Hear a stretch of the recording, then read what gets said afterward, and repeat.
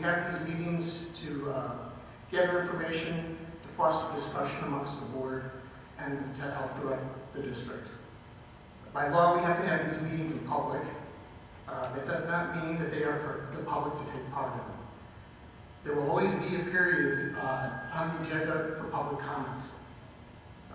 We will listen to your concerns. It is not for debate, question and answer, or cross-examination. If there's a question that needs to be clarified, we could probably do that. Public education is a very emotional issue. As a board, we need to maintain decorum. We will never satisfy everybody with the decisions that we make, but we try. So I need to ask that this meeting remain respectful and that you respect the decision-making process. If I feel that respect has been breached, I will ask you to sit down. We are going to hold the public comment again for 3 minutes so we can move along the meeting. I'll let you know when public comment comes up on the agenda. Secretary, call the roll. Ayala. Here. Here. Here. Casper. Here. Lloyd. Here. Menza. Here. Lloyd. Here. First up is school environment. Open up. Yes, thank you. So I wanted to start just with a brief introduction, and it's in the spirit of what President Lloyd did here, maybe from a bit different angle.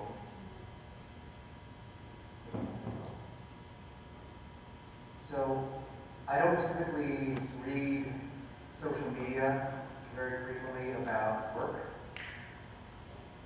I have a bit during COVID for the last year or so.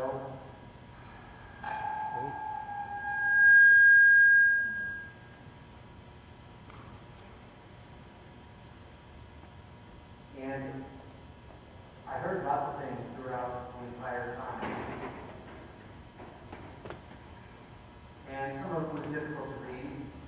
I tried really hard not to get caught up in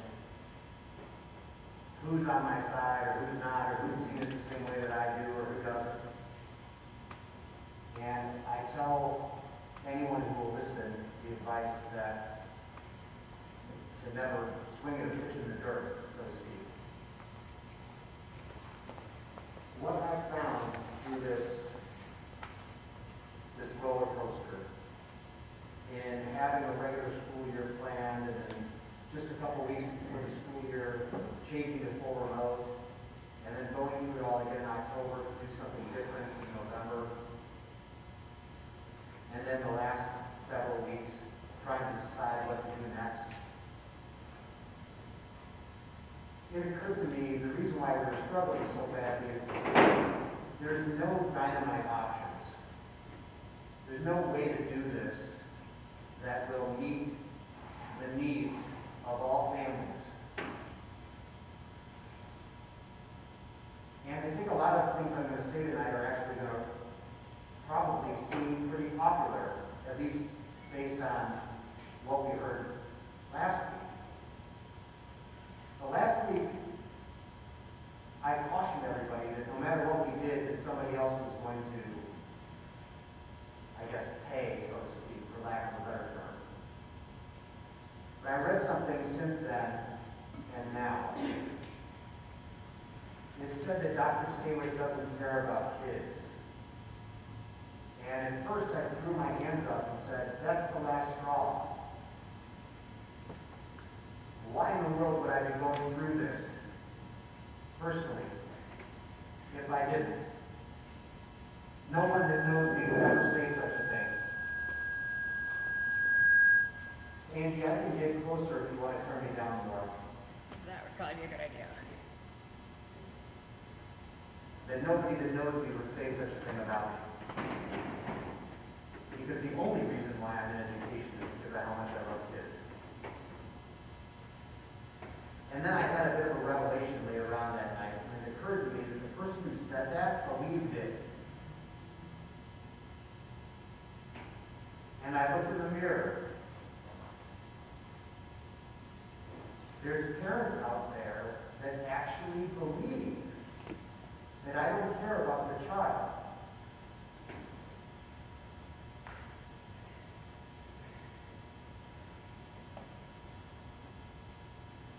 and we've got to do something about that. I was really concerned about bringing in a recommendation tonight to come back full in person because of how many other people had to pay. So we spent the minutes from the last meeting till this meeting to see to what extent we were able to minimize that. And I gave the administration a pep talk and said, let's get outside of what we think is best. Let's get all the way outside this suburb. Let's be real creative. No idea is too crazy. Let's rework it one more time. And I can see from the body language that we've reworked this so many dozens of times. And they rolled up their sleeves and got after it with a clear mind and a fresh heart. And we were able to do some things that I think mitigate some of the problems that I saw in some of the recommendations that I made last week. And I'm going to take you through them tonight. But I just want to be crystal clear that I care deeply about your child, whether or not our current model is serving them. And I care very deeply about your child, whether whatever option for after April 5th is decided upon happens, doesn't serve your child. And I still care about them if what we did at the beginning of the school year didn't serve your child. I'm trying to serve 2,400 children. And when I please this group, I upset that group. And you're all equally important. So one of the things that I told the administration is that since there are no dynamite options,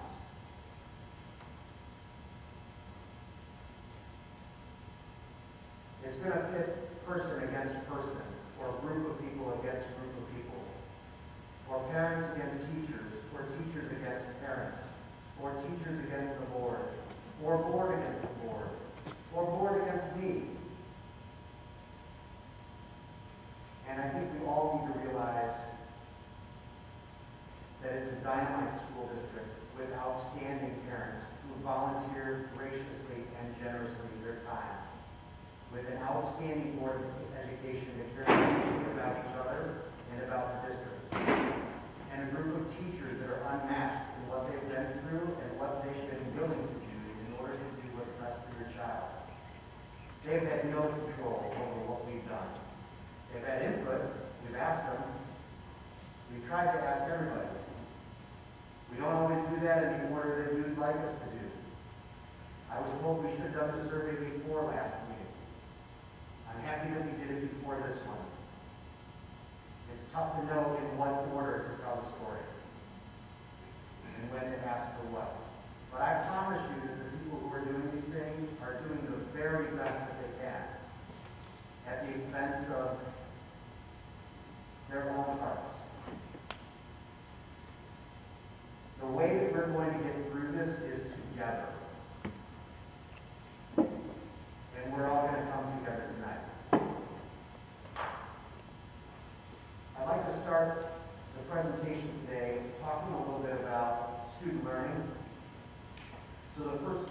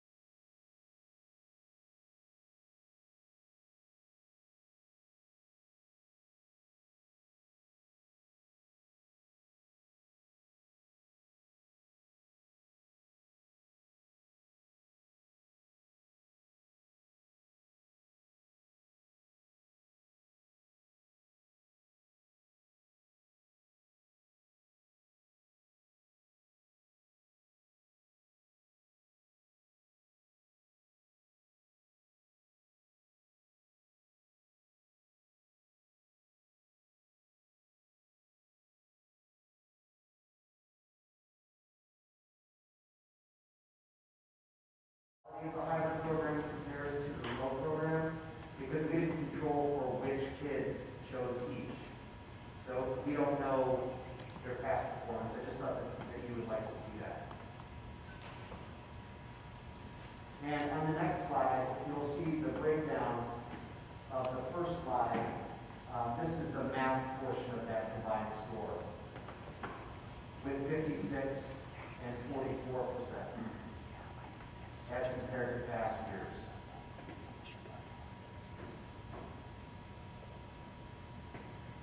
The next slide has the same information except for reading. 68% and 32% this year.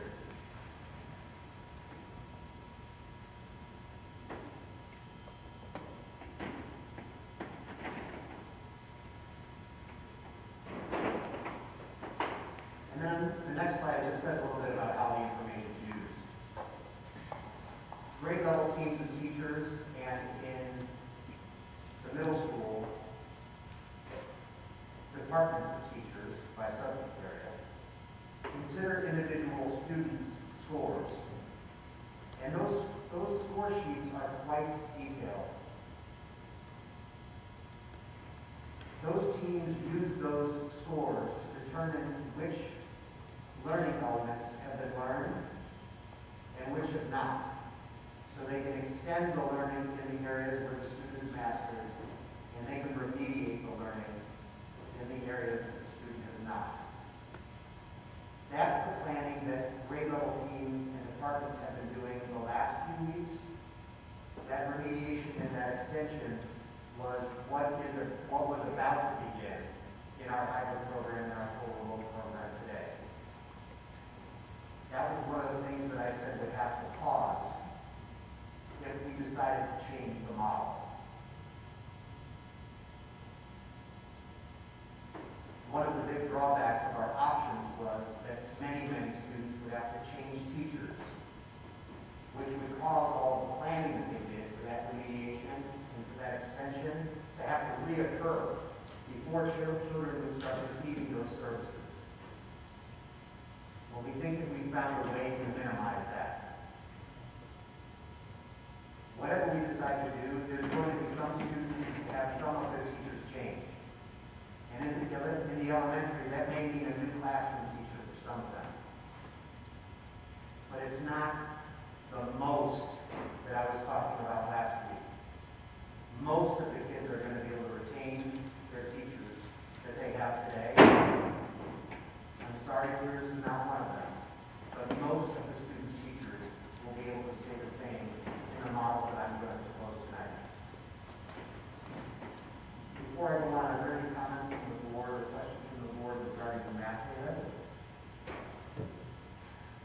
So I presume then, given that those are not good, I guess, I mean, this year, you kind of talked about remediation for this year, but then going forward, I assume we're going to probably have to re-examine our curriculum on kind of an aggregate basis to decide how we get, I mean, one, we're going to have to be, we're going to get a different starting point than two, you know, presumably how do we get these kids caught back up and on the curve they were on before this all started, correct?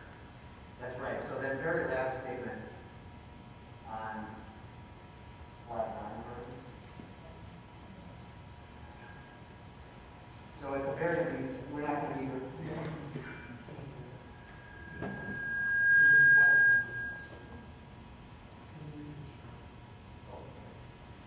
Angie, I'll just get closer. You don't have to bring it up. I'll just get closer to the mic.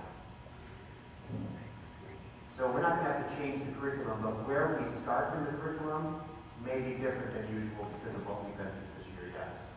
So when you talk about what students are expected to learn, we have all that mapped out. This will help us determine where on that journey to start.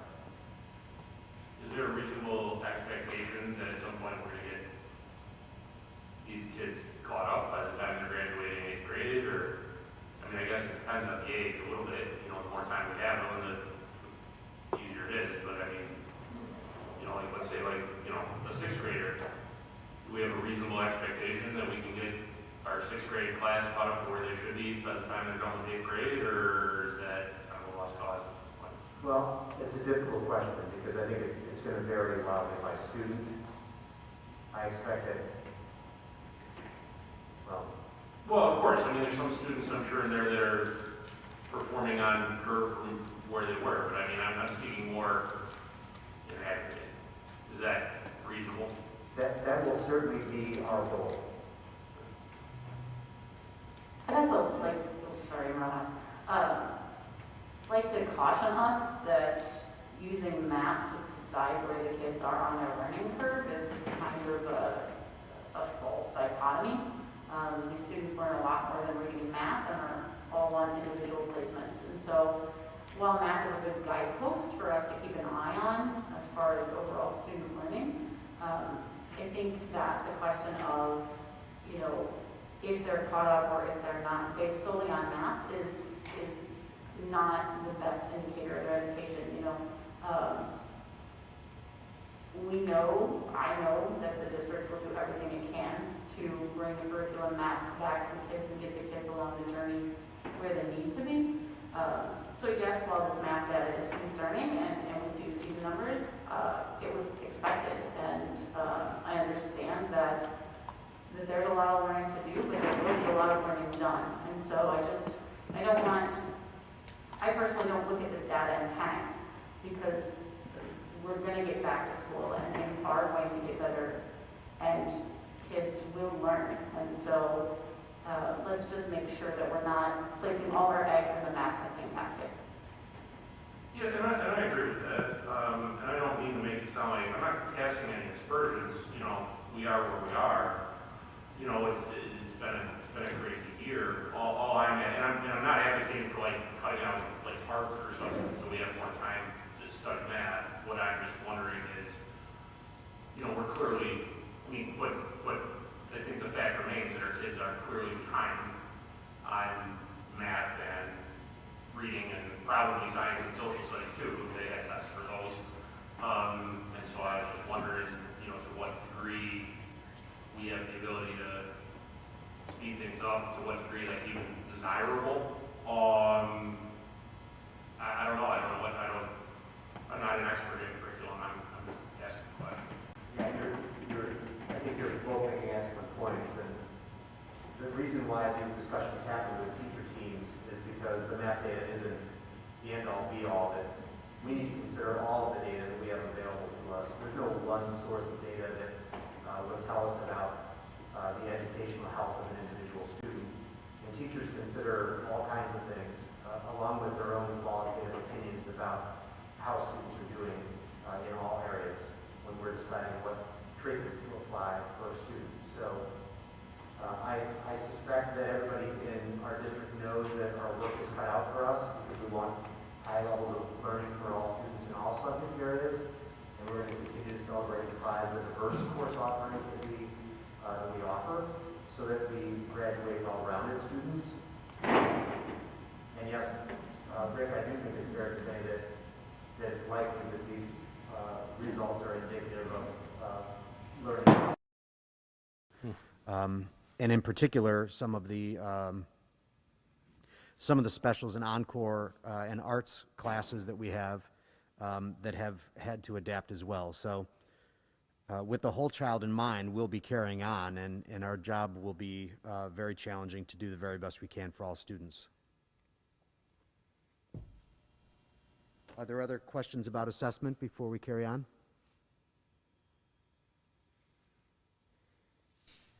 So next I want to talk about survey results. As you know, since our last meeting, we surveyed both the community and our faculty and staff to ask their opinions about some of these items. On slide 11, it shows that the respondents to the survey were 72% in our hybrid program and 28% in our full remote program. Quick question. How does that compare to the percentage of families in both, like overall in the district? Yes, so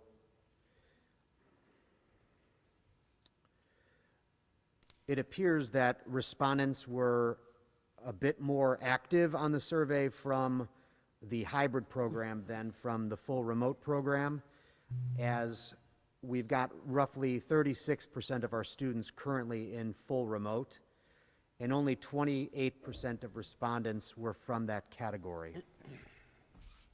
So a bit, if you're comparing representation, a bit under representation of people currently in the full remote program, but not by an overwhelming amount. Thank you. So the next question to parents was posed to families that are currently in the hybrid program. If you're a full remote family, you didn't receive this question. It just automatically went to the next one for a full remote. So this question was asked of hybrid families, what they preferred between continuing with the current hybrid model or changing to a full-day in-person model. And 81.5% of folks asked for the change, and 18.5% of respondents asked for it to stay the same. I expected more to ask for full than to stay. I did not expect it to be this clear. On the next slide, it was posed to families that are currently in our full remote program, asking them, if we change to a full in-person model and you were staying full remote, which would you prefer?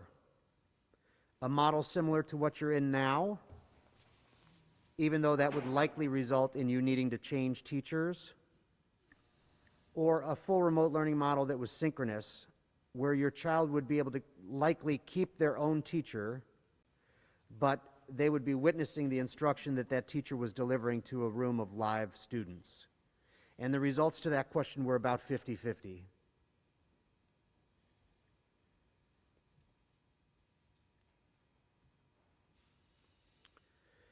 In the final question to parents, we asked that if we went to full in-person instruction, would you choose full in-person, or would you choose to stay full remote?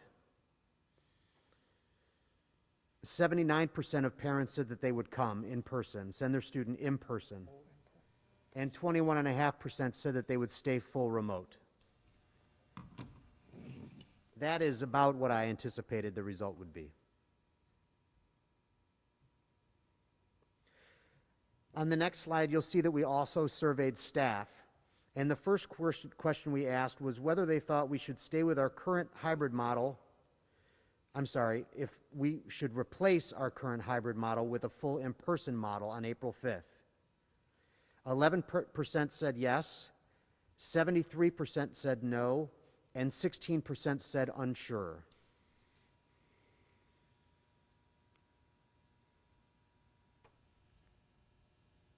We asked staff that if we transition to full in-person instruction, which option they would recommend for students learning remotely.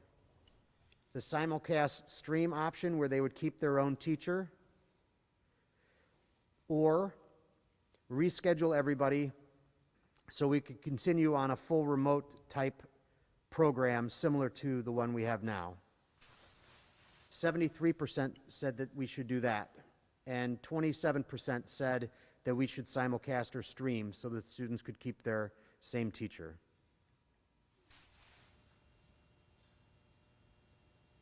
This kind of reaffirmed the discussion that I was having with administrators about the importance of finding a way to do this and have fewer students have to change teacher, and to have fewer teachers have to stream, have to simulcast to remote students.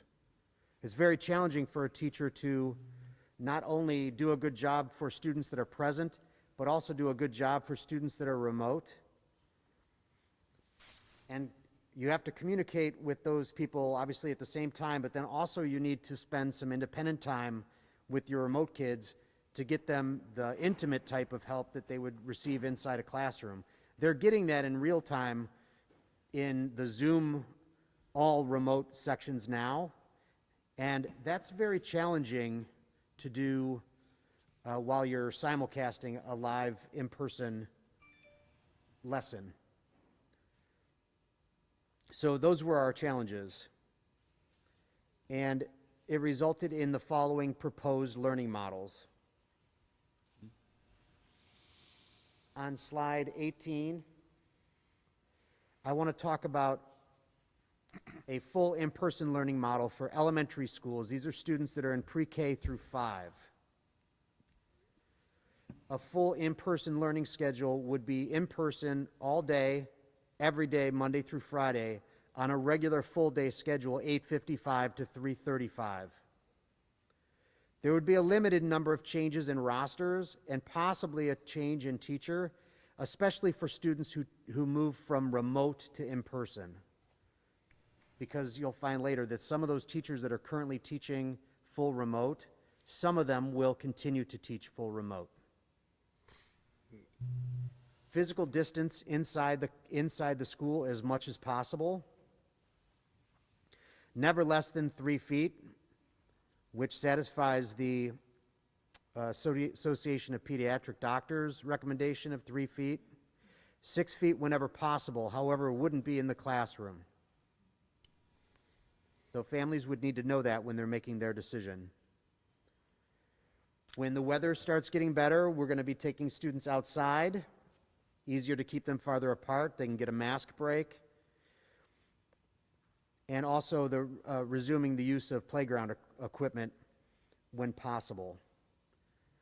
On the next slide, you'll see that in this program, we'll still have a full remote learning option for parents. And you'll find that the full remote learning option in this model is much better than the current full remote option. As you'll recall in October, November, the quality of the full remote program, I don't want to say the quality, but certainly the duration of that program shrunk to get us on the same schedule whether you were in person or out. This full remote learning program and what I'm proposing for elementary schools is almost identical to what you experienced at the beginning of the school year. So full remote families, I think, will be more than satisfied with the quality of the remote program after April 5th if this option is selected. There are some challenges and some questions that still need to be answered on the next slide. For example, how do we teach students that are in-person students that are quarantined because they were close contacts? And we expect that that number will increase just because we're going to have fewer distances of 6 feet or greater in the classrooms because there's going to be more students there. So they're naturally going to have to sit closer together than they do now. Should we temporarily place them to one of the remote teachers if there's room in those sections? Should we allow them to stick with their teacher during those 2 weeks and that would be the time when we would simulcast? You'll notice that I haven't mentioned simulcasting in this model at all until now, when we're talking about these 3 students that are going to be on the bench for 2 weeks because they were a close contact. Now, we haven't talked to teachers about any of that yet, and we won't know exactly how much that needs to happen until we get the numbers back from the commitment survey that we're going to need to send out to parents when you choose your model. Because if it's anything like what you chose for the current hybrid or remote program, some grade levels of some schools are 60-40 and others are 80-20, and the number of teachers per grade level and the number of students that choose what have a good deal of influence over what we're able to do with that grade level at that school. So later in the presentation, I'll be asking the board for a bit of flexibility, a bit of autonomy for administration to improvise a bit based on how the numbers are returned, so we can maximize the program perhaps a bit differently depending on the circumstances by grade level and by building. We favor the move to a dedicated remote teacher because we still believe that that's richer instruction than simulcasting.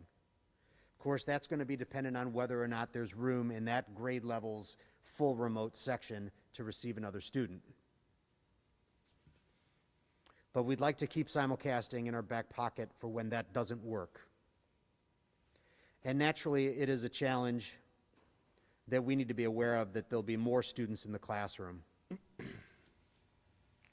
Now, I want to reassure folks that I did really take a very close look at the positivity rates inside schools that are having students learn at less than 6 feet. And most of the ones that have been full in person since the beginning of the school year, students are at 3 to 4 feet apart from each other in the classrooms, and have been since the end of August. You'll recall last week that I said that in those school districts, they did not have alarmingly higher positivity rates. In fact, of the 5 that I looked at, 4 of their positivity rates were the same as ours. There was one that was slightly higher, and it was by just 2 or 3 kids over the course of the whole year.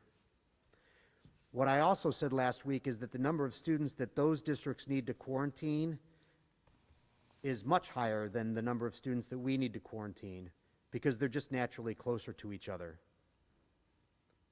That's not necessarily resulting in more illness. That would have been reported on their positivity numbers. But I do want to prepare parents just loud and clear that it's likely we get a couple weeks into this, you're a full in-person student, and you are reported to have been in close contact with another positive person, either at a sleepover last weekend or in science class yesterday, that would require you to have to quarantine. And the CDC and the IDPH are quite clear that that is not one of the you can bend them rules. We have to do that.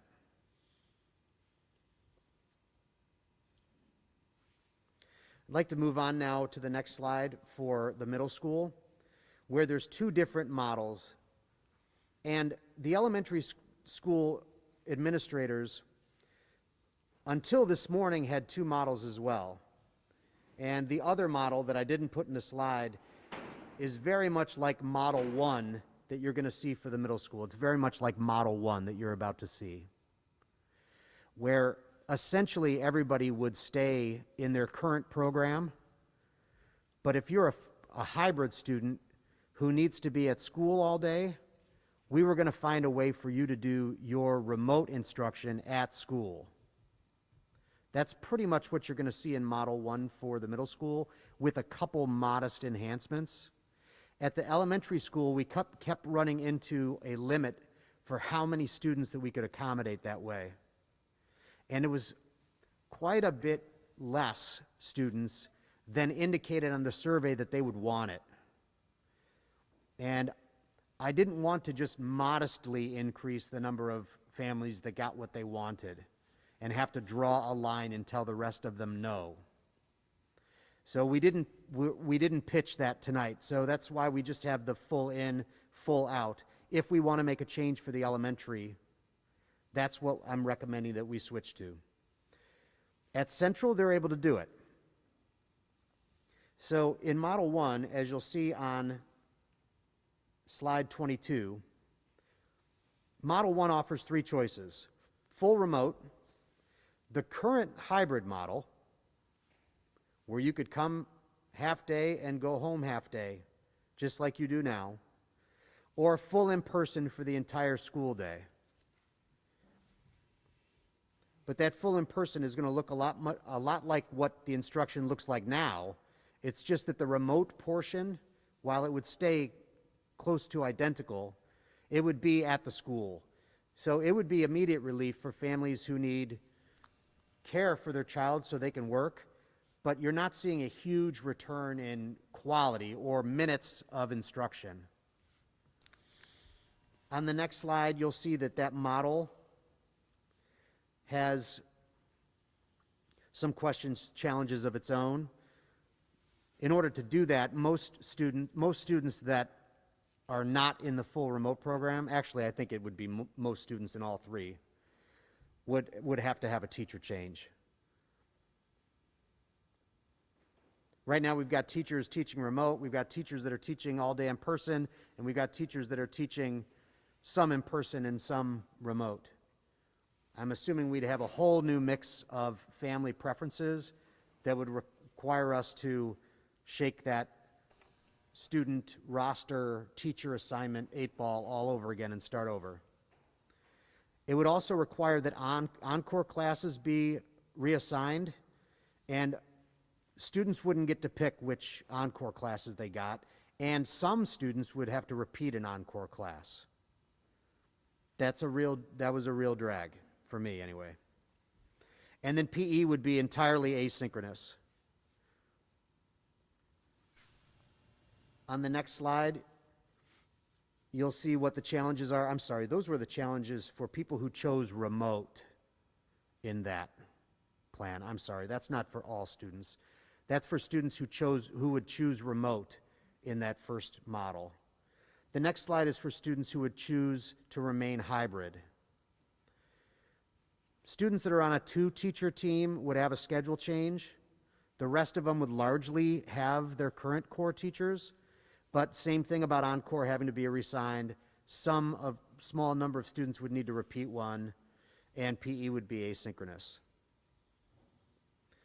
And then in that first model where there's 3 choices, students who chose full day in person would have these potential challenges. Teacher changes. Certainly everyone on the 2-person team would change teachers and schedules. Core instruction would be in the morning. PLC period would be normal. That's a bit shorter than it is now, but what they're used to before COVID existed. And in the afternoon, they would have lunch, encore, PLC time, and PE, and they would have those in person. Encore classes would be reassigned. There's potential for class repeats. Encore classes would be pushed in. That's good.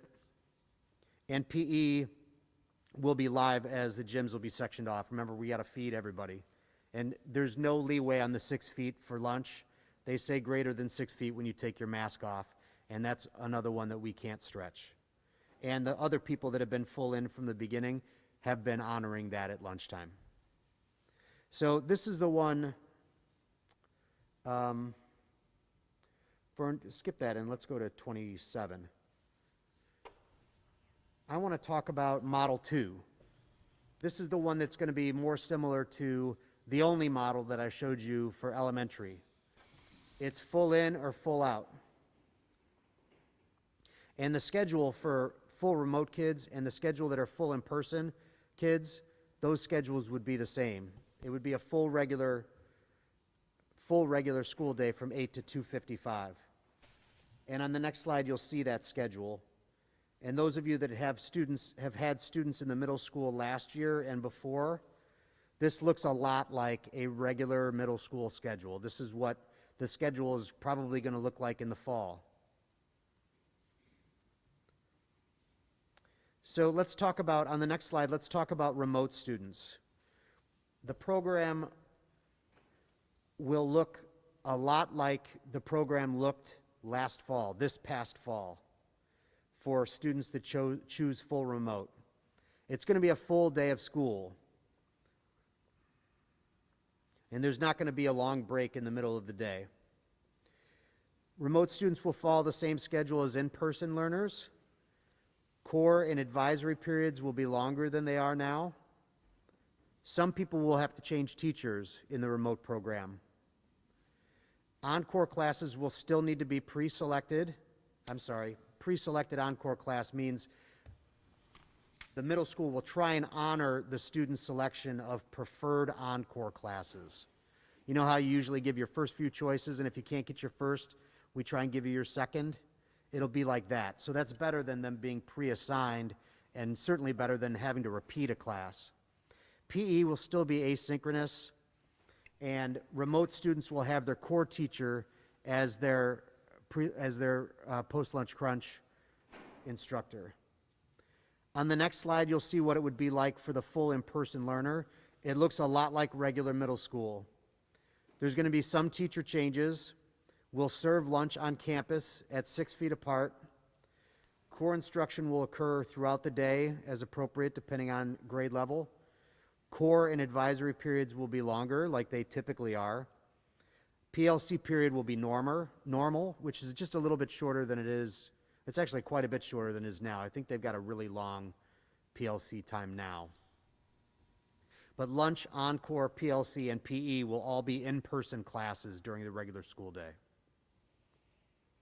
It's basically going to be regular middle school, except with masks, as much distance as we get, and lunch is still going to be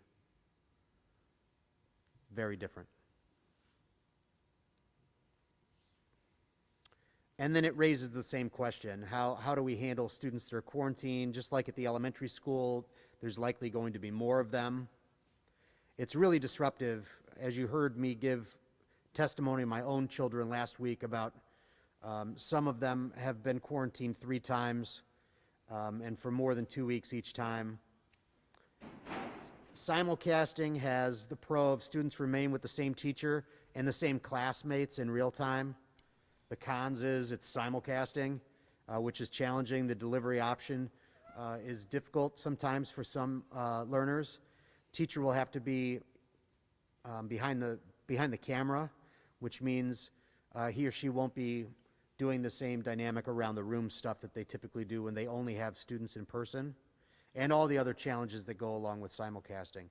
I'm not painting it, I don't want to paint the picture that it's horrible or inhumane or anything like that, but we just don't think it's as rich as having a dedicated remote teacher. That's why full remote students are getting full remote instruction the way you're getting it right now. And then the other choice would be asynchronous. So the teacher, they could stay with the same teacher and classmates, but they would be getting their assignments outside of the regular school day to complete, and then the teacher would need to interact with that student some other time of day. The cons to that is quarantined students don't receive live instruction when that's happening. So neither one of those sound great. I don't have it listed here, so the middle school must not have thought that it was possible to move that student to a full remote section during that time, but that's obviously something that we'll explore. And the reason why we're going through this now at the very, very beginning of March is so we have time to develop it well before it's rolled out on April 5th. So some of these things are concerns to me tonight, and I'm not sure that they'll all still be concerns of mine when we're prepared to open the program.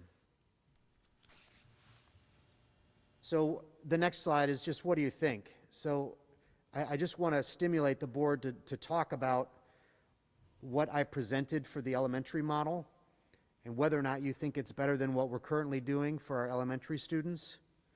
And then also discuss middle school model 1 and 2. I included middle school model 1 because it's possible. But after we fleshed out model 2, we like it much better. It's a much better day of school for in-person students, and it's a much better day of school for full remote students. The only thing it doesn't have that Model 1 has is an option for people in the hybrid program to stay in the hybrid program. So you'd be asking hybrid families to make a choice between full in and full out. But if you've got the stomach for that, I think both programs are going to be much richer because of it. So I open it up for board discussion or questions from the board. Want to go first? I have 3 questions. The first one was, will the students have a choice of a model regardless of the current model they're in? Like if they're in hybrid, they can go to any, let's say they wanted to stay in remote or go to full learning? Vince, I'm asking you, or you're asking me if students in any current program will be able to choose any Right. of the new programs model? Yes. Any student who wants either will be able to choose whichever one they want. Okay, great. The second question is, you said it was 3 feet between people, the pediatric doctors. I think that's what I... Yes, no less than 3 feet, as much distance as possible, and no less than 3 feet. Okay, and you feel safe that we can do that? I'm sorry, the question is whether or not I believe that that's safe. Yeah. Well, I'll tell you that our Is goal. that something that we can do at least 3 feet apart? Yes, with for sure. Oh, okay. Yes, good, for great. certain. That's what Everything that I've presented tonight, we won't have to violate 3 feet ever. And I'm really shooting for 4 feet in almost all circumstances, just for an abundance of caution. Well, I feel better that you're telling me that we can do that, because you know better than we do, like how many kids are in that school. Okay, so thank you. That makes me feel better. And then the last question I had when I was reading through all this stuff, special ed considerations. Have we thought about that? Because I was thinking, right now we have, and somebody correct me if I'm wrong, half days, so the parents might have, for a full day, they might have 6 people. But if that's split up 3 in the morning and 3 in the afternoon, but now you're asking them to do 6 people all at once. I mean, do we have enough coverage with paras and support staff? We do. So our special education staff is at the same staffing level it was before COVID existed. And how much service and how much staff an individual student receives is based on the individual student's IEP. Correct. And all of those IEPs are being met. And now, that's- in the hybrid program, it may seem like we have, I guess, twice as many of those folks because the students are only coming for half the time. But we're appropriately staffed for full-time school right now. And students that require additional services and the IEP team says that they need them, we're prepared to provide those services as well. that would be my next question. Do the IEPs need to be adjusted because we're changing from the half-day hybrid to a full day? We're a little bit outside of my expertise because I'm not in individual IEP meetings. But whatever adaptation they made to go from full in-person to full remote, and then full remote to hybrid or full remote, we're prepared to make those same So changes. they'll do the if same thing to go into full, okay, great. Yeah, those are the questions I had. Jeff, for Model 2, I'm sorry, you done? No, that's all right. Thanks, Vince. Model 2 at Central Middle School, you, just to clarify and repeat what you said, that you think that the second model is least disruptive, correct? Yes, I think it's going to result in fewer teacher changes. I think it's going to result in longer class periods. I think it's going to result in students having more of their encore and arts classes. I think the PE instruction is going to be better. Thank you. I have no additional questions. I'm sorry. Okay. I have no questions. Dean or Rick? Yeah, my feeling is, looking at Model 1, I really don't see for CMS, I don't really see it seems like we're kind of flipping everyone all over the place just so that kids that want to can have encore in person, but some might have to repeat their encore, which that doesn't seem very attractive. Rick, the goal when we were conceptualizing Model 1 was, is there a way to allow families to choose full in, hybrid, or full out? And Sure. this was the only way we were able to get that done. So really the only good thing about it is parents would have 3 choices instead of 2. Sure. As far as Model 2 goes, I mean, the only thing I would add, again, you know, I'm in favor, I think the elementary model, frankly, I'd be in favor of giving each building principal a lot of latitude to do whatever they need to do in order to cause the least amount of disruption for all their students and get the kids back, you know, in person that want to be in person full day. And if that's, you know, some combination of synchronous and asynchronous learning or whatever they have to do to get that done. I will say I still am probably a little bit more biased towards more, you know, kind of simulcasting at the middle school. I mean, I can say, you know, at least anecdotally, I know my own daughter's in a class at Central that's simulcasting right now. It seems to have been successful this year, so I know that is getting done on a limited basis. I think that's what's happening. Certainly that's how 230's handling things right now at the high school level is a simulcast model. It seems like the kids are, I totally understand the difficulties that would be associated with simulcasting kindergartners and first graders, but, middle schoolers tend to be a bit more emotionally mature. The nature of the courses seem better, and it seems like if we can make a simulcast model work, that could be done in a way that really minimizes teacher changes and disruptions to the kids' current schedule. So, I mean, that does seem like, I don't know, I'm biased in favor of that, but, whatever we have to do to get whoever wants to be back full in person, while minimizing disruption to our remote learners, that's ultimately what I'm in favor of. Thank you.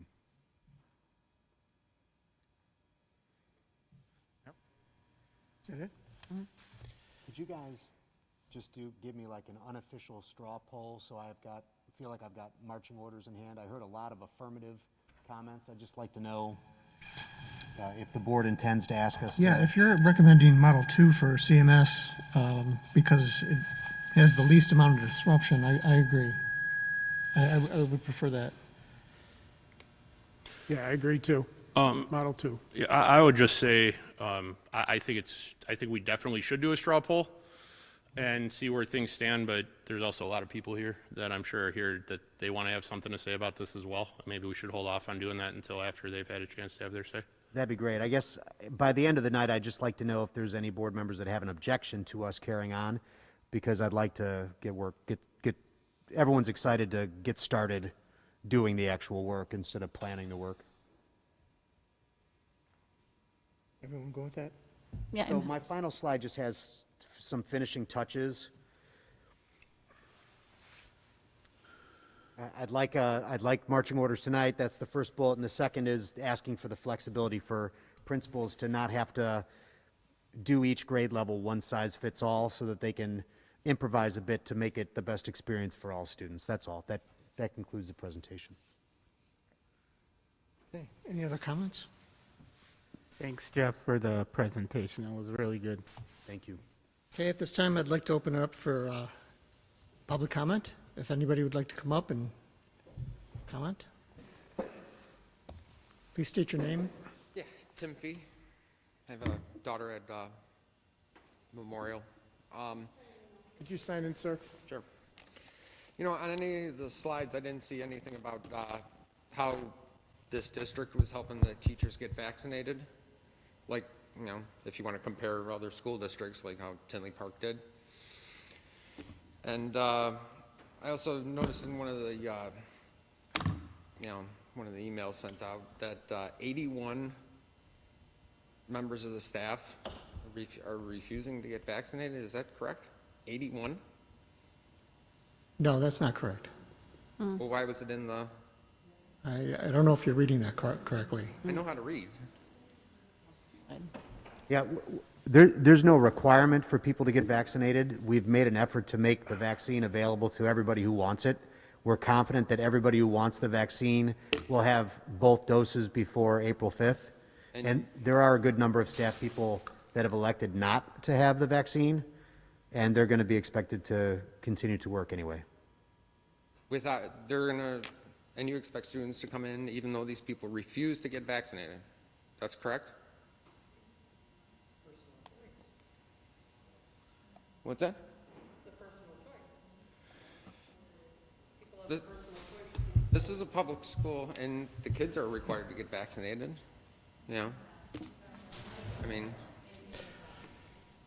For other things, don't you find that odd? Well, I'm sure that the state of Illinois is going to consider whether or not to require a COVID vaccination as part of employment in a school district or to attend a public school district somewhere down the road, but we're just not there yet. I'm talking about the teachers themselves.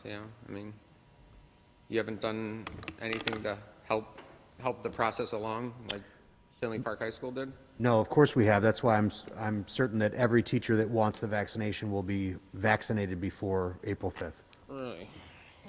Because what do you have, 3 people fully vaccinated? Can you please keep your comments to just comments? We need to move the meeting along. These are comments. You're asking questions. Yeah, Can we just make a exactly. comment and move along? trying to figure this out here. I mean, all I see is, I don't see any, Okay, this These is are the committee same- meeting to these are the discuss same- the models, so we just need to move it along, thanks. right, yeah. I'm sorry to inconvenience you. Okay, you can have a seat. This Could is I, the same, these are the same layouts that you had months ago here, and they're still, why are we doing this at the end of the year when no one's gotten vaccinated yet, or, you know what I mean? That doesn't sound The number of, weird to you? the number of staff that's vaccinated is increasing every day. Right, okay. Thank you.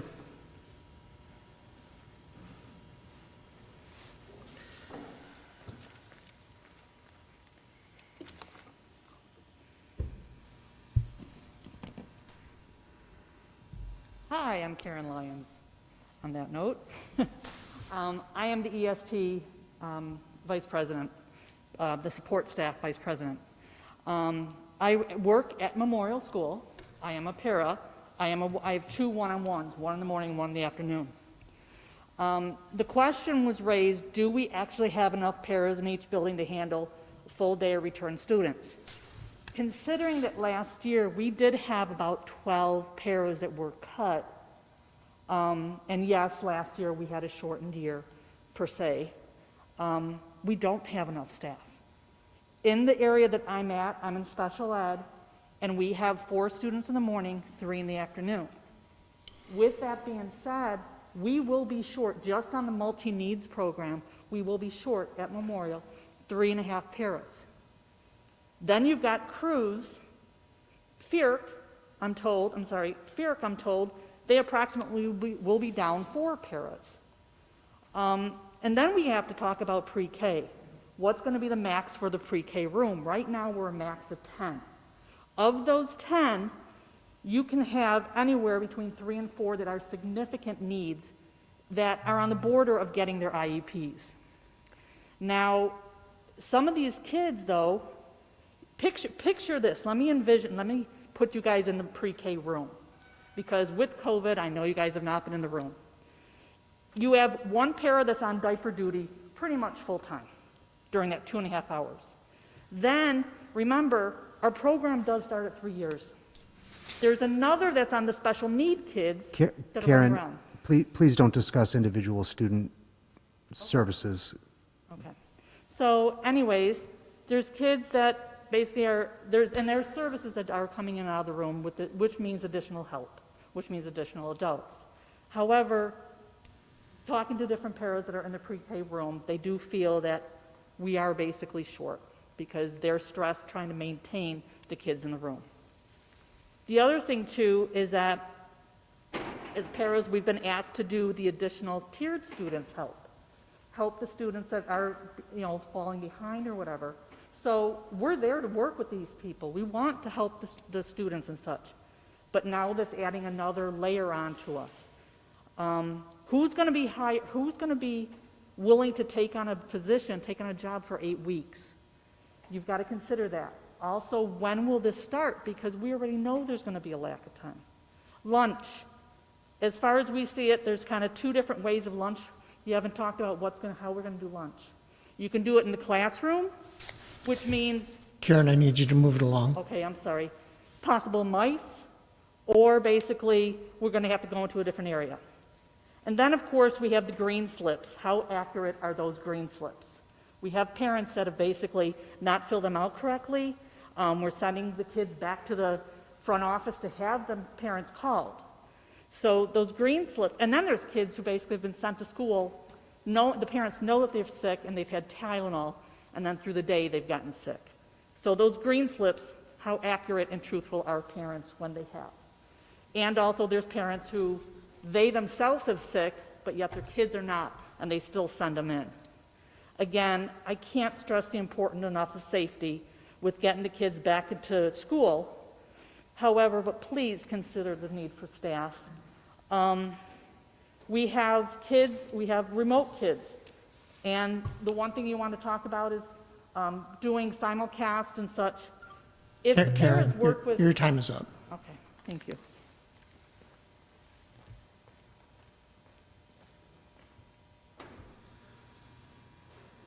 Would anybody else like to address the board?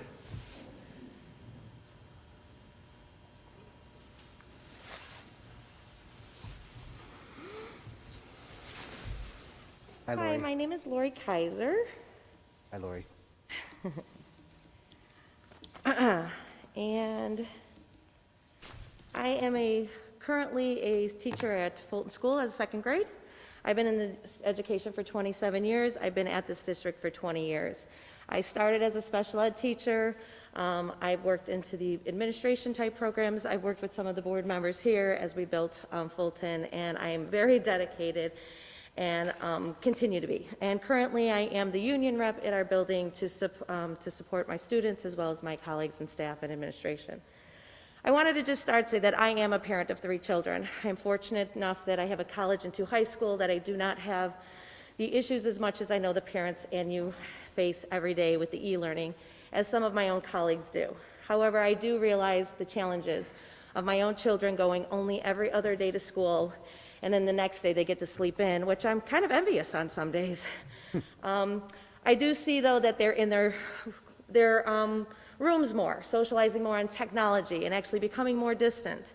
And yet at the same time, I'd love my middle child to have a graduation and a prom, but I'm not sure if I'm ready to send them back to a classroom with at least 30 to 34 students in their high school. I am not also in the strains as with daycare and childcare and going to work. I'm fortunate enough to be at the age that my students or my children can do it. However, in my 27th year of teaching, I have never worked harder than I have this year. I know that people have said that, and I basically work currently with my remote students in the morning and my hybrid in the afternoon. I work on Seesaw and I work on Zoom, and I've actually had parents compliment me on how much I'm dedicated, but telling me also to go home to enjoy my family. Don't get me wrong, I was the first one in August setting up my room. I had my 16 desks, 3 by 3, 4, or whatever, until we changed it 3 by 3. I was taking off all my personal things, all my children's toys that I used to use for free choice time for my students in second grade. I took them all home. They told me I had a desk, a table, and the chairs and the students, and I have. Then I thought, how was I going to teach? Where was my materials going to be? I bought individual things at the store for my students, Play-Dohs things, they have sensory. Again, my mindset was ready. Bring them back. We're going to do it differently, but it's going to work. All right? My anxiety was there, as well as many of my colleagues who I backed over the summer with, again, the hesitation of returning. But many of my teachers at Fulton, as well as on committees, were ready to bring them back. However, let's catch up to now. We are looking at the last 8 weeks of school, and I am suggesting, even though I know you're going to make a decision tonight, and that's where the data came up, that many of us teachers still believe that a hybrid model will be successful the most for our students for the last 8 weeks of this year. We are on trimesters, not on quarters like some of the other districts that you've mentioned. We will already be. I have to do report cards, actually. They're due on Friday, and I'm here tonight because I want you to know how dedicated our staff is. But when we change in April 5th, we're already into a trimester of standards that are changing. We also have second conferences coming up April 28th. That'll only give me 4 weeks that if I change, again, classes, I will have to meet with new parents or new students and try to determine, again, any goals that they might have started with their first teacher, because I may even lose students again, because when I, in October, moved, I actually lost 7 children, brought 6 in, and had to reestablish relationships. I need you to move it along. Thank you. I'm just concerned that bringing back on April 5th, spring break is here. We will have students traveling. I supported all of the things that we had in place on the slides there. I supported those pros and cons that we bring more students back for their social emotional support. I do believe that the hybrid model also helps bring back students with health issues to bring them back part-time at least before full-time. I know that, again, when I'm full-time with more students, I won't be able to be engaged in my classroom as well as I have been with half the amount of students. The sad thing is I know I read all these things on our survey, as well as many of us did, and I'm sure you didn't want to get 4 pages of why we teachers want to stay hybrid for the best of our students. Basically, I'm looking at being able to provide them with the best education for their last 8 weeks before they go off into the summer. You talked about curriculum and data. I use it every time. MAP, Lexia, Fontes and Pennell, Ames Web. You're right, there are so many different ones that we have to look at. but I take it heart that I work every day 8 to 10 hours now. So when people say you get off in the summer, that's because I'm almost making up for the time now. Know that our staff in this district is working the amount of hours, and I did walk around my building just to confirm that today, most of us believe a hybrid is the best for our students to finish this year, while we incorporate other social events like they offered before we change everything upside down for the last 8 weeks. I so want the children to be back. I will be the first one on your committee this summer to bring them back full-time in the fall. Thank you.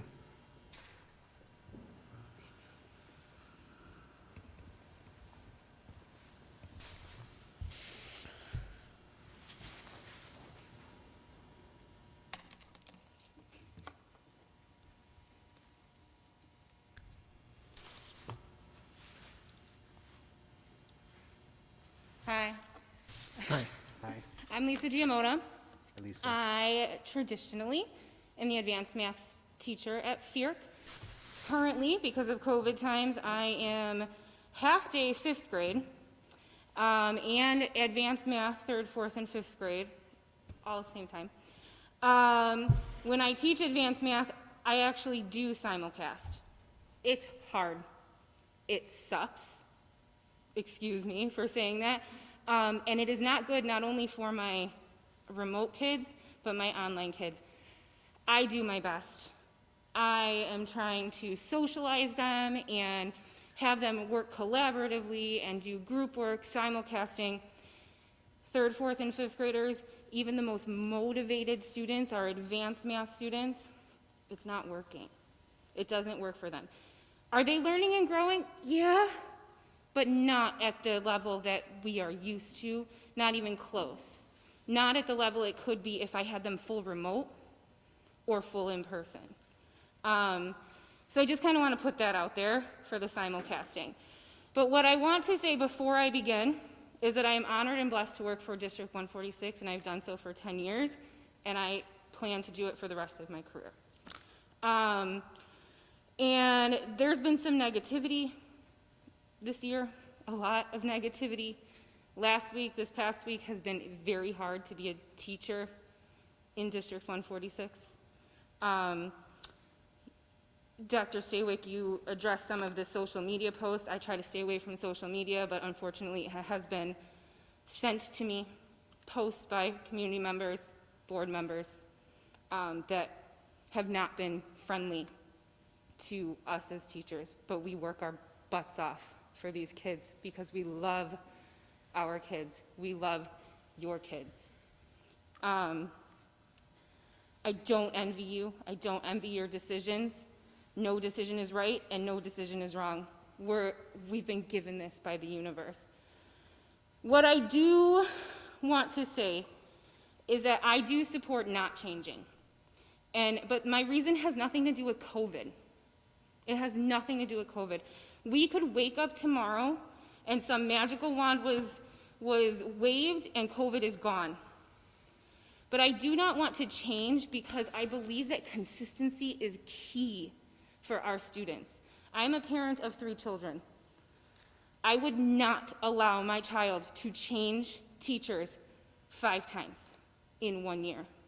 I have a student currently in my class that if we change again, will be on his 5th teacher change for the year. That is not okay.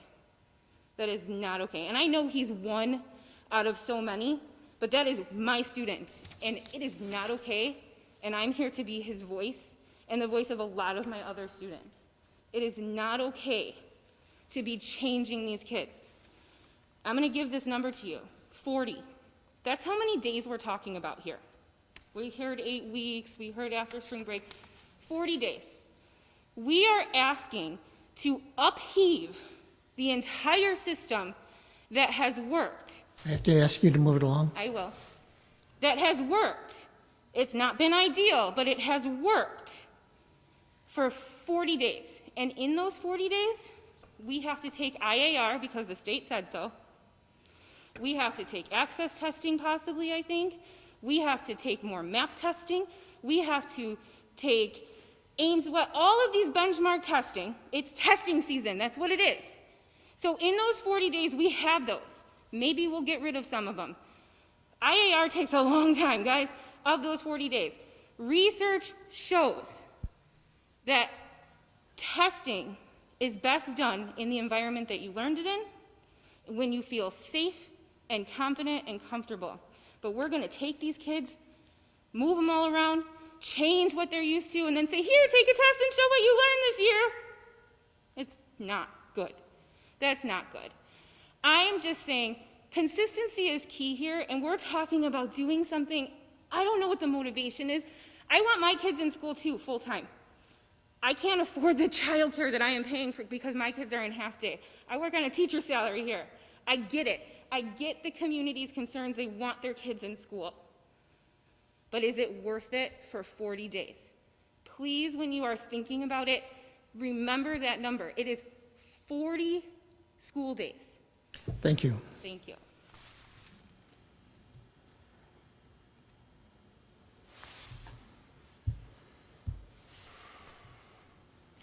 Hello.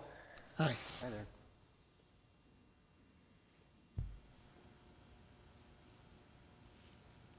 Hi, my name is David Saraki. I have 3 students in Central Middle School in Cruz. The teachers have been absolutely amazing throughout all this, so I want to thank them and thank you guys for your hard work on this. I really enjoy the presentation. I think that the suggested model you have for K through 5 is just perfect. I love the idea of the simulcast as a backup in case the children are because some of them are going to get, contact tracing. Someone's going to get sick, and then the kids are going to have to stay home. So I like the idea of them just being able to tune in. And I mean, they're already they got the routine. They're with their teachers. They, I think that would be the best to just simulcast for that. And then for the Central Middle School for the Plan 2, I really like that idea. The kids going back full time. It seems like it's not as big of a change as Plan 1. And just to be clear, I understand this isn't a Q&A, but you guys are voting on the final selections that'll be given to the parents. Is that what it is? Like you're voting on what options are finalized for us to vote on? Yeah, it really doesn't require board action, but I'm just asking for the board's support. Okay, and then if you do give the option of after you vote to the parents, I think that the slideshow for the hybrid wasn't as clear as your description. You gave a great description on it would basically be what they're doing now, but the remote would be in school. I felt like the slide kind of didn't really reflect that as well as you explaining it though. Wow, I keep knocking this over. But yeah, so that's pretty much it. I really like those choices. Thank you guys for your hard work on this, and I think it looks good. I mean, I think it'd be great for the kids to start getting ready for full in-person for next year, so this would be a great transition, as much school as possible.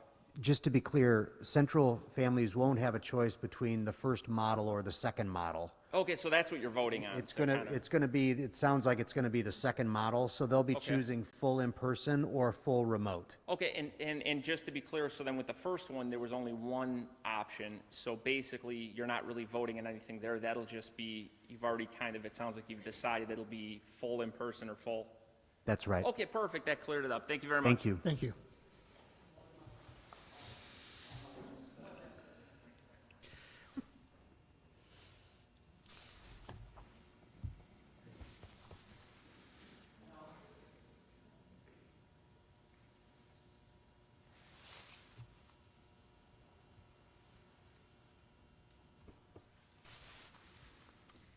Hello. My name is Amy Golden. I want to begin by thanking the Board of Education. My mom was actually a member of the 146 board back in the 80s and early 90s when my brother and I were in the district schools. And I remember the long hours she put in, and while I may not always agree with the decisions that you all make, I think it's important to express appreciation, and this is a volunteer job, and you put a lot of time and effort in, and I hope that you all know that you're appreciated. I have 2 children at Ferrick, a 1st grader and a 4th grader, and they've been going to school remotely the whole year because my husband and I wanted to be sure that they and our whole family would be safe. And we've been trying to follow the science as much as possible, and we hope that the district will also do so. Our top choice, which was not a choice that we were allowed to choose on the survey we got, is to do what the administration recommended last week, which is to keep things the way they are while providing further programming for those who choose to be involved. We're worried about changing things again, not only for the students, but also for the teachers. And you can see that in the survey when 73% of teachers didn't want to change things. I'm actually a teacher myself. I'm in my 22nd year of teaching high school. And this is by far the most challenging year I've ever had. Every time we switch something, it's incredibly difficult. The first few weeks of this school year, teaching full-time remote for the first time, I was more exhausted than I've been, I think even ever. By the time I got to Friday afternoons, I was almost unable to make complete sentences when I spoke, which for a verbose English teacher like me, that's saying something. It took weeks to get used to it, and it was still hard. And my school has made 2 scheduling changes this semester, and every time I feel like I'm getting hit by a freight train. And I've never had to switch students. I can't even imagine doing that level. It takes time and effort to get to know your students, to figure out their strengths and the areas where they need support. If we switch again, our teachers will have to do that over again. And they also may not be safe in the classrooms where they are because of the lack of distancing, and that obviously is a real problem. I also think that spending the whole next month focused primarily on figuring out the logistics of a new system, which is going to be very difficult to do, is time that we could be spending just trying to figure out what we do next fall when we have them all back as well, to try to get them back into where they're supposed to be. However, as much as I don't want things to change, if you do choose to go full-time, I'm begging for you to make sure that you do not go the simulcast, quote-unquote simulcast model. I like to call it synchronous because that's what the teacher language is. Dr. Saywick last week called being a remote learner in synchronous classrooms being a fly on the wall. And although several people took issue with that phrasing, I think it was an honest assessment of what he's seen in his own house with his own children, multiple children who've had to do that at various times. I'm currently teaching that way, and it's really difficult to engage students at home and in the classroom at the same time. And I'm teaching teenagers who can sit for a much longer period of time than my first grader, who can barely sit for a minute. My school district also has spent several $1,000s per classroom to install special cameras with computers in them, with special remotes and all kinds of extra things to make it easier for us, and it's still not easy. It's still extremely difficult. Mr. Ayalo, who is an excellent teacher, he was actually my band director, mentioned last week that it was working well for him, and I think that's awesome that it's working well for you, but you also have high school students who are taking an elective course that they've chosen to take, which is very different from other things. My AP Lit seniors are doing okay, but they're also extremely motivated and ready to go to college. My younger students, the sophomores, especially the ones who are not necessarily the most motivated of students, they're struggling with all of this change. It's also a completely new way of teaching, and no teachers have really been trained how to do it. And it's a very difficult thing to just throw at people to have them, have to do. So if we do keep in-person and remote classes, or if we do go to a full day, please do keep those classes separate. Do not go for the simulcast. The state is requiring by law that school districts keep a remote option for this year, and I know that ISBE doesn't intend for that to be a subpar education, and I'm afraid that's exactly what will happen if we go with synchronous learning. And I also just wanted to say I'm a little bit concerned with the no one-size-fits-all, because I know that there are different levels at different schools, but I would hate for it to be a 4th grader at Ferrick. There aren't enough students to make a remote. Okay, I just wanted to be clear, how that would work. Yeah, no multi-grade. No, I didn't think multi-grade, but if there was a full remote class at one school for a grade level, but not in another, that would concern me. So, okay, great. That's all I had to say. Thank you guys very much, and thank you to our teachers, because they are absolutely amazing. Thank you. Thank you.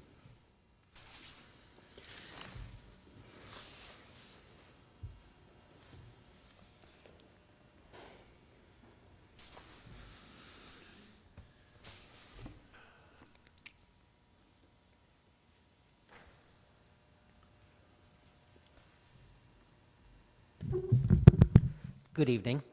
My name is Shane Wilson. I have a son here at Central.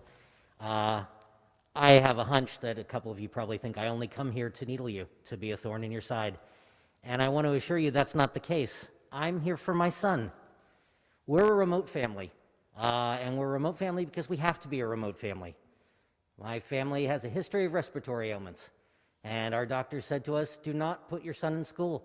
Do not expose your son to this disease. There's a very strong possibility that it will kill him.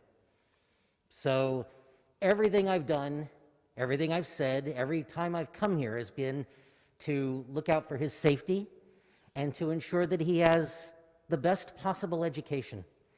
And we moved to our house. We moved to Orland Park. We moved specifically to this district to take advantage of all that it has to offer. And in many respects, we have been rewarded time and time again.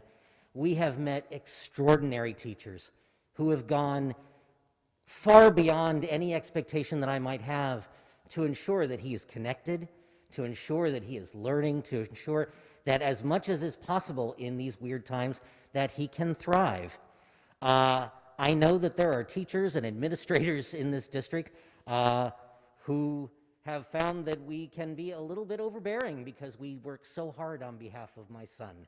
But they have accommodated us, they have met us, and they have surpassed every possible expectation. And I guess that's why I was so frustrated by the survey that you sent out, because as a remote family, the choice offered to us was not a choice. This was the option we were given. Do you want to keep your schedule but lose your teachers?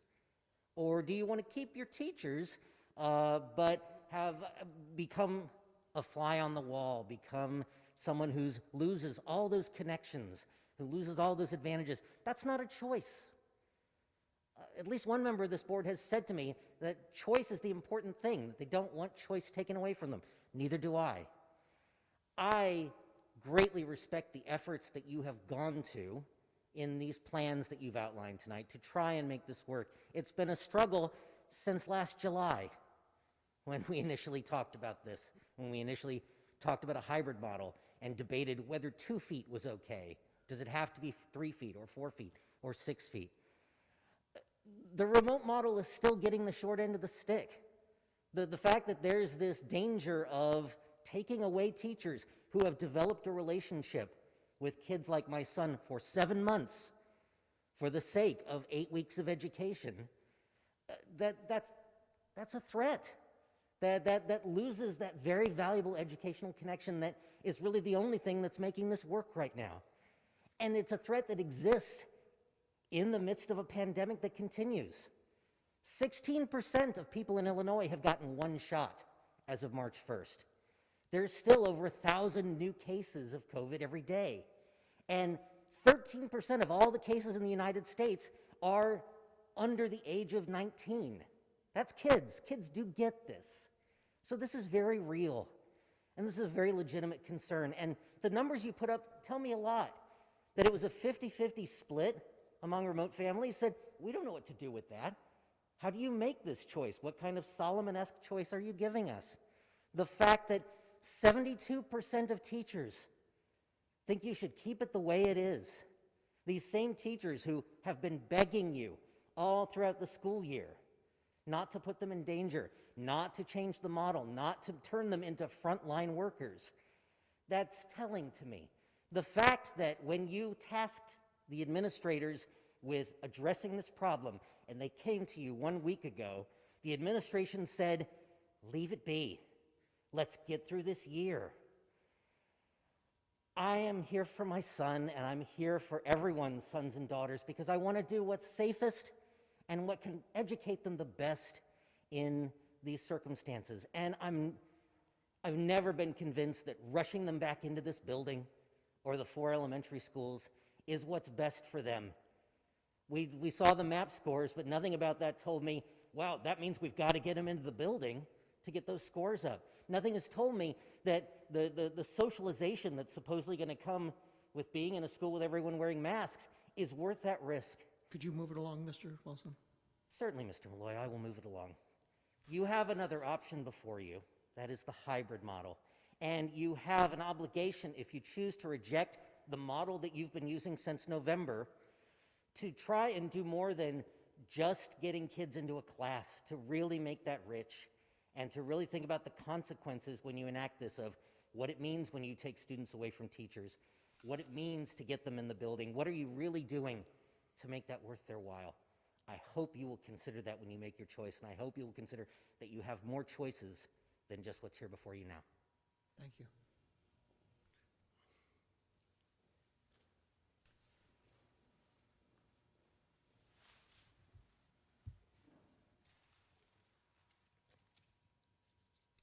Patricia.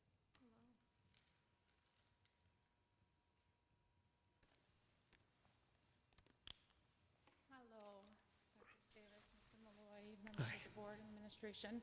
I have been an employee of District 146 for nearly 15 years.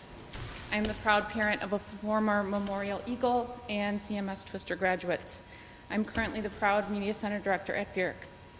I'd like to begin by acknowledging the challenges that we have all faced and are still enduring. Our administration here, all district staff, not just the teachers, members of our board, and especially our students.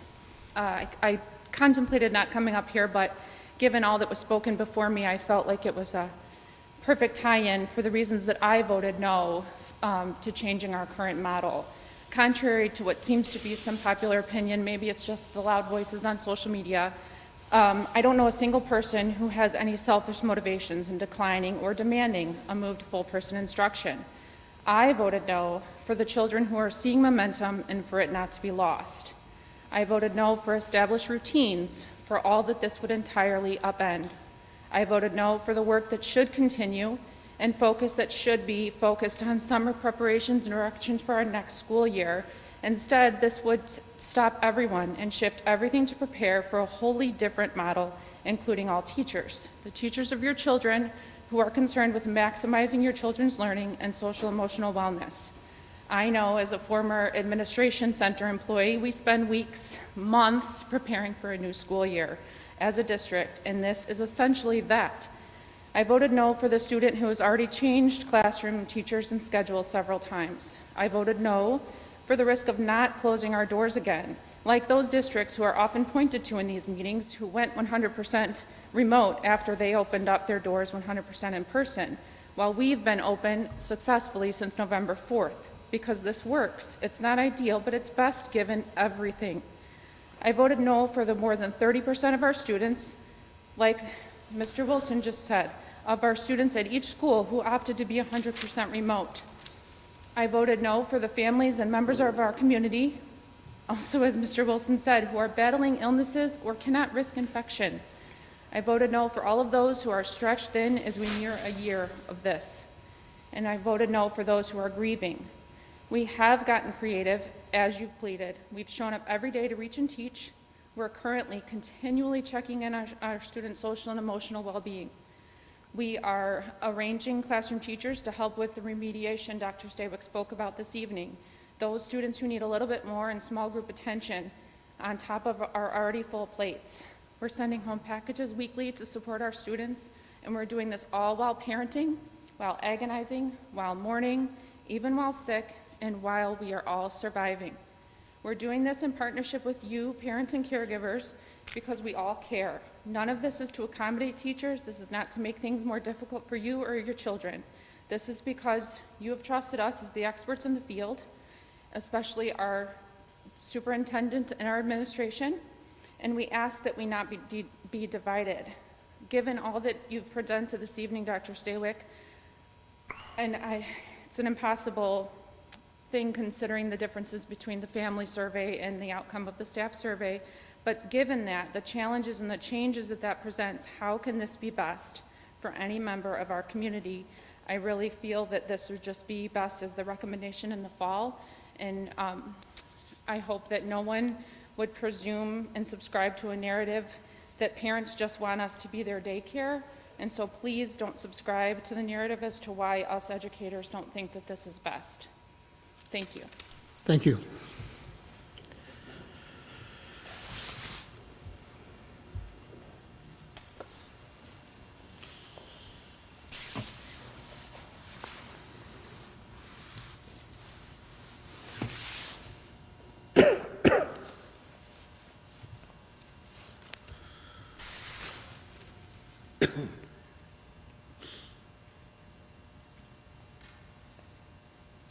My name is Sean Dorr, and this is my wife Dagny, and we have 4 children, ages 14, 12, 10, and 7.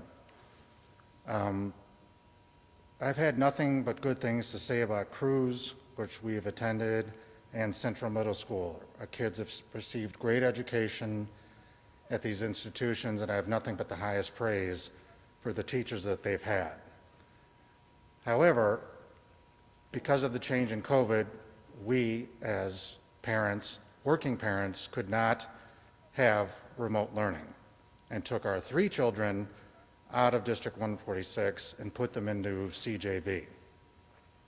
Our oldest has remained at Andrew, and thankfully there still has been band activities, and we feel that based on her age, she is more adequate to deal with the combination of some in-person and some e-learning, and is now back to 4 days due to certain IEP needs that she needs taken care of. I attended the meeting on 2/23. I've written you all a letter, and I'd just like to point out that the disconnect between teachers and parents and the board, in my opinion, as I'm speaking for myself and my children, is fairly irrelevant. The tasks that are placed upon the teachers, while understandably difficult, still is a distraction from what the major problem that we should be talking about is the best interest of the children. I don't think there is statistical data support that this model of learning that we've been going through any way enhances child's experiences in school.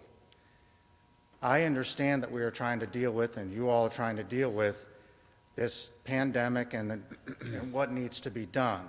But currently, the data that is available from almost any reputable source is showing that it's okay and leaning much more towards encouragement of kids going back to school full time.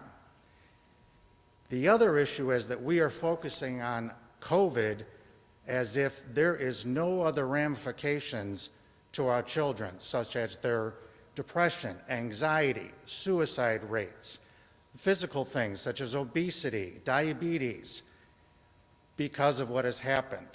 So if the statistical data does not support us remaining remote learning, us remaining in some sort of hybrid, then I think we need to put our personal adult differences aside and start paying attention solely 100% on what is best for the children.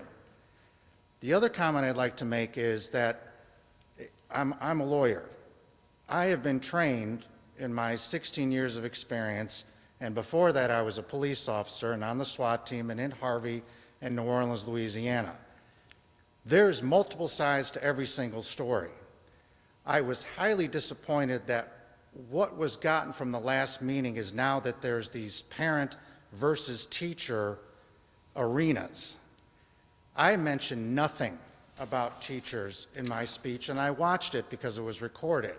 My wife mentioned nothing about teachers other than her experience from family members in other states that the teachers were doing fine and that the numbers were not increasing in these, mass amounts of spreading of the disease, that there were 26 states that have gone back to full-time learning and they're doing okay. And kids are happier. Kids are more normal. They are experiencing sports, proms, all these other things that we seem here to be just kind of as an afterthought. COVID, COVID, COVID, COVID. I'm asking you, as your job is of such vital importance to the children, to the 7-year-olds. We have a 7-year-old who actually exhibits signs of anxiety and depression when e-learning. She holds her hands up. She tells us that she hates it. My wife repeated that, and that has been disseminated, allegedly, throughout the community in different schools about how, parents are saying that their kids hate school and hate teachers. Parents have been, including the last meeting, referred to as being drunk, referred to as being irresponsible. I need you to move it along, please. Yes.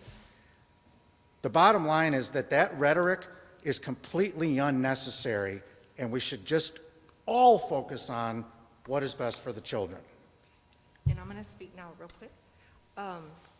I just wanted to say too, if the teachers also could not discuss board meetings with their classes of children, There's talk, children at their schools have then come home telling their parents, I'm being asked if my parents attended the board meeting. And then the teachers are asking the kids who trust their teachers, raise their hand, oh, my mom went. And then they're asking, well, why did your parents go? And it's almost this like, why are you even asking children? Why are you asking 10-year-olds, 11-year-olds, and 12-year-olds if their parents attended the board meeting? And telling the children in the class, well, we as teachers, our feelings are hurt that your parents are at the meeting talking about us. And that they're drunk. And calling us drunk. They referenced, and I don't know if it was about me, because I was showing you how, like, Mardi Gras parades, the teachers were throwing the Mardi Gras beads. I don't know if that was some reference because it was to Mardi Gras in New Orleans, the celebration right before 40 days of Lent. I need to move it along, please. Okay, but I don't like being called drunk, or if it was another person who spoke up here who has a voice disorder, so her voice shakes a little bit when she speaks. Some teachers were saying that either we were presenting as drunk based on our appearance and discussed that in their class with their students, okay? Okay. Okay, and my last thing real quick, my Riley. So this, who's been fully in person at wonderful CJB, who she absolutely adores her teacher. I love teachers, she loves her teacher. So when we had this big influx of snow, and they had the remote learning that day, I told our 3 kids, well, guys, you have remote learning today. This was Riley, my 7-year-old. What? No, I don't want to have e-learning. I hate e-learning, I hate e-learning. I'm so bad in e-learning. Ma'am, I have to move it along, I please. don't read at the pace of the other kids in my class. Mom, I can't keep up. What can I do? That was her. So when I say they hate it, that's coming from the mouth of my own 7-year-old. Okay? Thank you. Thank you. Thank you.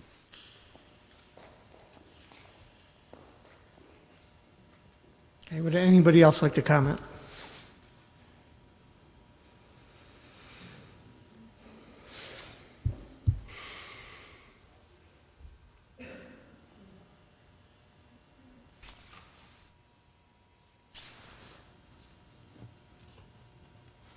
Hello, everyone. Hope all is well. My name is Gara Karaja, and I work as a para at Cruise, and also I have been blessed working in different schools in this district. And thank you so very much, guys, for allowing me to speak. Me working as a para, I have a few concerns. One of them is how we can guarantee the kids they will keep their mask on. Because we have in elementary school, they are between 4 and 11 years. Can we guarantee they're going to keep their mask on? Can we guarantee, for example, they're not going to be really coming closer together more than or less than 3 feet? How are they going to be sitting on the bus? Are we going to have enough buses for these students? Also, I have concern about how we're going to allow them go on the equipments. Are we have enough staff to go clean after them? Or how are we going to allow the kids not to touch? Oh, don't touch this. We have to wipe it. What are we going to do? Right now, with half a day, it really works well. It really works well. We have enough space. We can literally see the kids walking. Please stay away. Please don't touch. Keep your hands to yourself. It really worked awesome. And I cannot really express how much the teachers in this district work so hard, above and beyond. And also I want to thank our community for being here and allow us to work with their kids. It's something like amazing. I've been in this district for about 13, 14 years. And if you ask me, guys, to leave, I will say no. I'm staying here. I love being here. I love working here. We always communicate as a team. We always working as a team. So please, like, we have, I'm not gonna say like, we're not concerned. We are very concerned. We want our students to be here. We love seeing them. We love hearing their voices. On the other hand, it's a pandemic. It's something like we cannot control. It's something happened all over the world. So what I'm asking, please, consider the safety of our students and their families. Consider the safety of ours and our families. Thank you so very much, guys. We Thank you. appreciate everything. Thank you. And thank you, guys. Thank you.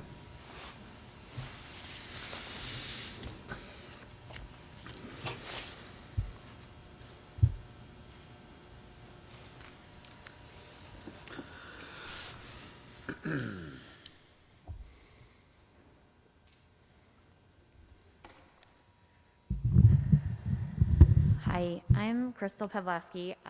My children attend Cruz Education Center. I have a 7-year-old and I have a 10-year-old. I spoke last week as well. And I remember, Dr. Stawick, you said that if the board and yourself decide to move forward with an in-person model, that it was going to require a lot of work, and that amount of work is not lost on me as a working parent. I mean, I've definitely had to shift and zig and zag, you know, in my job as a working paralegal for a very busy attorney. We do a lot of trial work and trying to manage that from my home while taking care of my kids when they're home half-day e-learning. It has been difficult to say the least. So I can certainly appreciate the changing and the ever-shifting, teacher experiences with the different models that have been at play here. But I remember specifically that you said, we're willing to do the work. And it wasn't about the difficulty of shifting and mitigating and possibly kids having to change classrooms. The work was going to be for the kids. And as much as I'm hearing today from teachers, and I respect and appreciate everybody's opinions, and again, I just want to take the time to say that the level of appreciation that I have for everybody at Cruz, all the teachers, all the faculty, all the staff.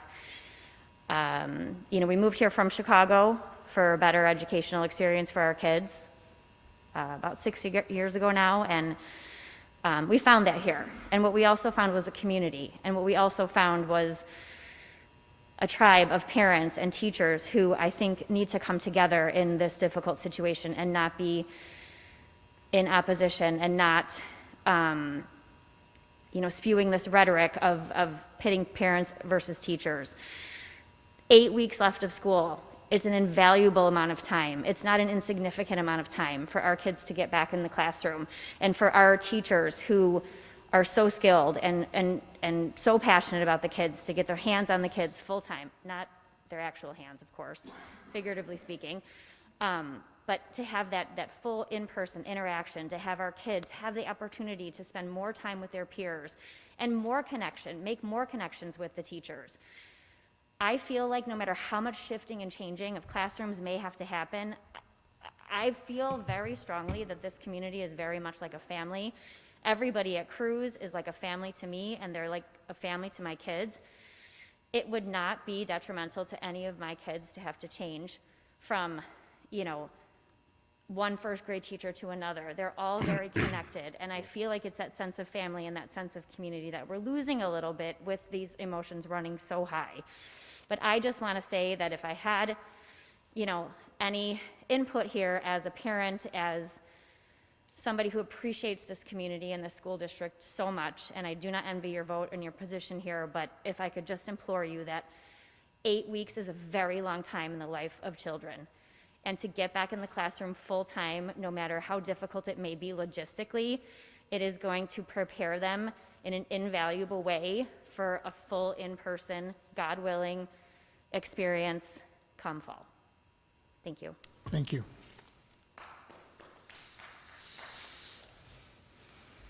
Would anybody else like to comment?